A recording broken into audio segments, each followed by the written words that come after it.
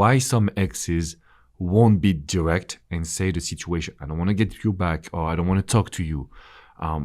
How do you justify this dynamic, and what are the advice that you would give to the people you coach? Yeah.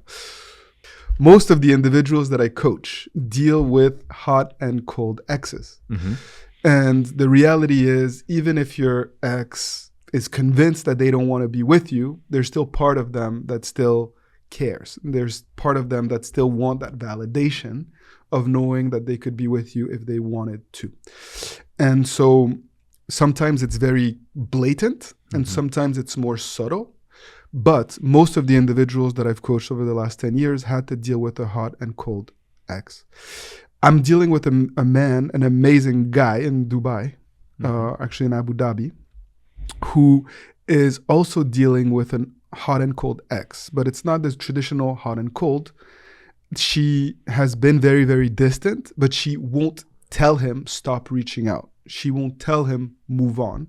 But she's putting in very little effort. And she's actually herself setting, like she's stonewalling him. Like she doesn't answer most of the time, but yet she doesn't tell him, she doesn't give him that closure, similarly to this man that you're talking about in London. And it's a little bit frustrating for him. So I can relate to that.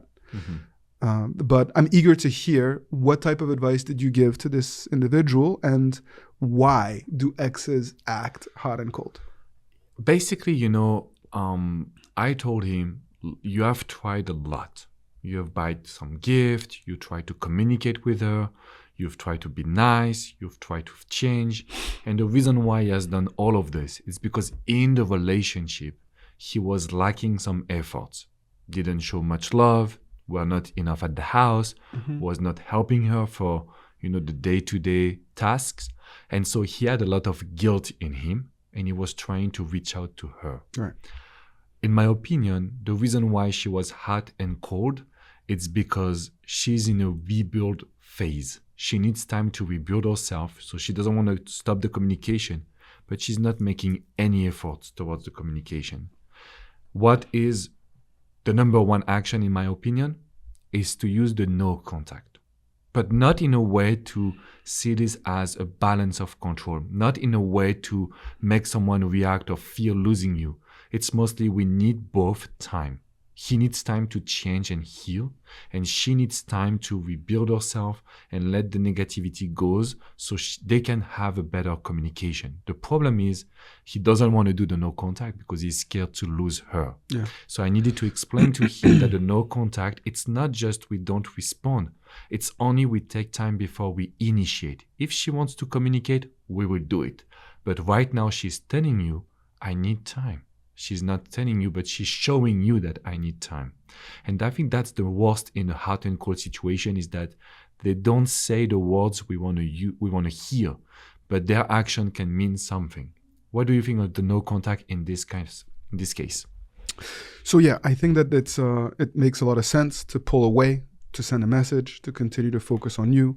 This individual that I've been working with in Dubai, in Abu Dhabi, I'm so sorry. He has been broken up for over 2.5 years. He's had time to do no contact, time to work on himself, time to give her space. And still, after all this time, she's hot and cold. And so I also agree with you that it's a protective mechanism. This woman that he is trying to get back with is trying to rebuild herself, and she doesn't trust him. She doesn't trust him because similarly, during the relationship, he took her for granted and he hurt her. And so I think that it is her way of maintaining a level of control and level of emotional independence, and a way of testing his resolve too. But the question then becomes, if you are able to do no contact, to fix your mindset, to send a message, what next? What happens after no contact in these types of dynamics when an ex is still hot and cold? Do you have suggestions or guidance in these types of dynamics? So after the no contact, most of the time, I think that the two situations are very different. For this guy in London that I'm coaching, amazing guy as well. I'm pretty sure that she would reach out to him because she would want to see what's going on. You were really after me. You were changing what's going on. And I bet that we would be able to have a very profound communication where you can say, hey, look, I gave you the time. I know you need it this time, but this is what I have done during this time. And I would love for you to see more if we can talk in person. So this is the strategy. And I'm pretty sure that this is what will happen. If this is not working, if she never reaches out, if she stays hot and cold, I would use the opposite of the no contact, which is what I call the high energy.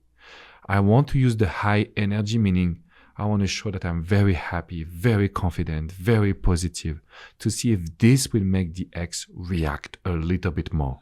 So basically, it's to try to test what makes the ex be a little bit more open. The high energy, it's not a technique where we brag and we just put ourselves on a pedestal and don't respect their emotional needs, but we want to show that we are proud of ourselves. Because I have seen over the years that when we feel guilty, we give some fuel to the hot and cold behavior. The ex, they love to see you suffer.